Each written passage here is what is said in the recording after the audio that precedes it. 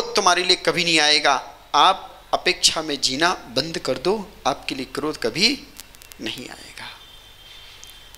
हम जब अपेक्षा में, जब इच्छाओं की हमारे पूर्ति नहीं हो पाती है, तब हमारे लिए क्रोध आ जाता है। हमारे मन के माफक नहीं होता है, हमारे लिए क्रोध, पर चाहना नहीं, बड़ी निस्वार्थ से जीवन जीना, अपेक्षा में जीना नहीं, किसी से कुछ उम्मीद ही नहीं रखना, किसी से कुछ अपेक्षा ही नहीं रखना, किसी से कोई आस ही नहीं रखना, ध्यान में रखना, फिर क्रोध तुम्हारे लिए कभी नहीं आएगा। यदि किसी ने सम्मान नहीं किया और हमारे लिए खूब चाहत थी कि हमारा नाम लेना चाहिए था, हमारा सम्मान करना चाहिए था, हमारे लिए 2 शब्द बोलना चाहिए था, हमारे लिए भोजन का पूछना चाहिए था, बेटे के प्रति अपेक्षा के भाव हैं, पत्नी के प्रति अपेक्षा के भाव हैं, पड़ोसी के प्रति अपेक्षा के भाव हैं, समाज के प्रति अपेक्षा के भाव हैं, ध्यान में रखना, अपेक्षा जहां पर होगी वहां पर क्रोध जरूर पैदा होगा। हम उपेक्षा से जिए, निस्वार्थ से जिए, हम निष्प्रय से जिए, तो ध्यान में रखना कभी भी हमारे लिए क्रोध नहीं आ सकता है। आज उत्तम क्षमा का पर्व है। एक एक धर्म हम उत्तम क्षमा, उत्तम शब्द बहुत कुछ मायने रखता है। मात्र क्षमा नहीं है, मात्र माफ नहीं, शब्द नहीं बोलना है।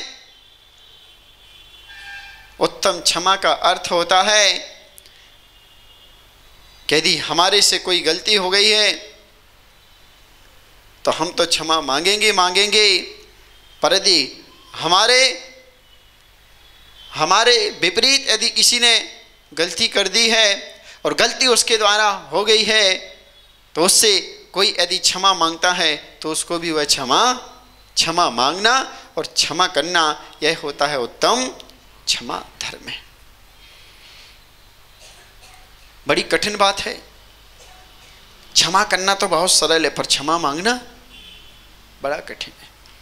यदि किसी ने गलती बता भी दी तो वह सफाई पहले पेश करेगा ना, कि नहीं ऐसा नहीं, ऐसा है। बड़ा समय बड़ा कठिन आ गया है। लोगों को अपनी गलती स्वीकार नहीं है। यदि गलती हो जाती है, ध्यान में रखना, यदि गलती का पश्चाताप करना है तो यही संकल्प ले लेना कि यह गलती हमारे द्वारा कभी नहीं होगी। तो ध्यान में रखना, उत्तम क्षमा हमारे जीवन में आ सकती है।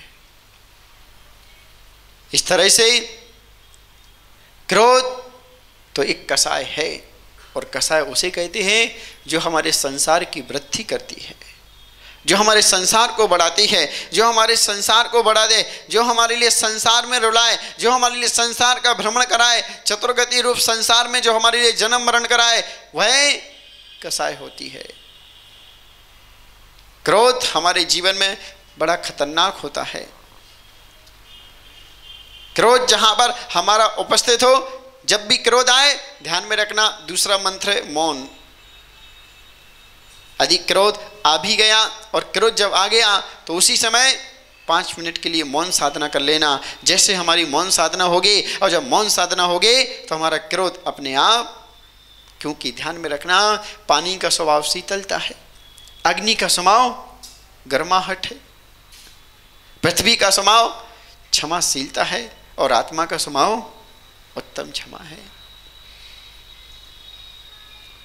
क्रोध आना ये विभाव परिणति है। आदमी 24 घंटे क्रोध में नहीं रह सकता है, पर आदमी 24 घंटे शांत चित्त तो रह सकता है, पर क्रोध में आदमी 24 घंटे, यदि 2 घंटे क्रोध कर लिया, ध्यान में रखना, बीपी हाई हो जाएगी, किसी की लो हो जाएगी। पर यदि शांत आदमी रहेगा, और जब शांत चित्त रहेगा तो आदमी क्रोध जितना करता है, क्रोध से आदमी के अंदर नेगेटिव एनर्जी आती है और आदमी के अंदर रोग पैदा कर दिया करती है।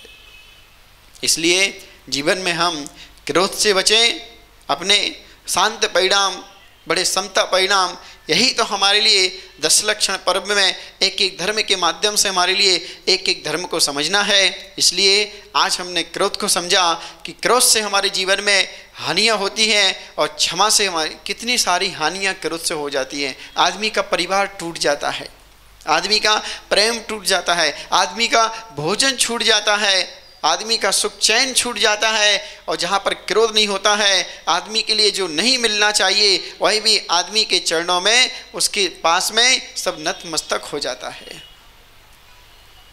क्रोध से बनता हुआ काम बिगड़ जाया करता है और शांति से बिगड़ा हुआ काम भी बन जाया करता है। इसलिए क्रोध से हमारे लिए हानियां हैं, क्रोध से हमारे लिए एक भी लाभ नहीं हुआ करता है। जीवन में जो भी जितना है सब हमारा जाना ही जाना है, पर जहाँ पर क्षमा होगी वहाँ पर जाना कुछ नहीं है, कुछ खोना कुछ नहीं है, वहाँ पर तो हमारे लिए मिलना ही मिलना है।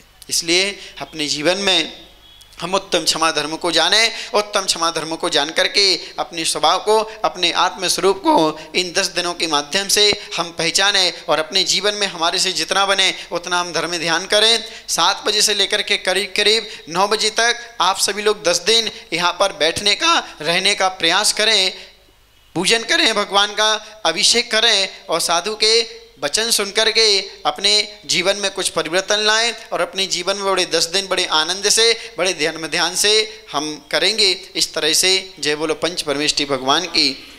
और हमारे जितने भी शिवरार्थी हैं, शिविर वाले और बाहर वाले जो भी हैं वो भी इसमें शामिल हो सकते हैं। उन सभी लोगों के लिए सूचना है, हमारे शिवरार्थियों के लिए पहले